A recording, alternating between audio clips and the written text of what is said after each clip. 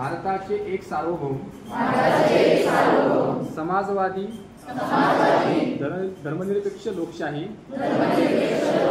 गणराज्य घडवण्याचा व त्याचा सर्व नागरिकास सामाजिक आर्थिक व राजनैतिक न्याय विचार अभिव्यक्ती विश्वास श्रद्धा व उपासना यांचे स्वातंत्र्य दर्जाची व संधीची समानता निश्चितपणे प्राप्त करून देण्याचा आणि त्या सर्वांमध्ये व्यक्तीची प्रतिष्ठा व राष्ट्राची एकता आणि एकात्मता यांचे आश्वासन देणारी बंधुता प्रवर्तित करण्याचा संकल्पपूर्वक निर्धार करून आमच्या संविधान सभेत आज दिनांक 26 नोव्हेंबर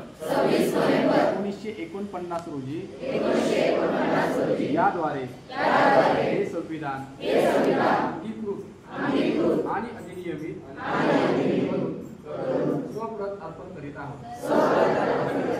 जय हिंद, जय भारत. सिद्धार्थ.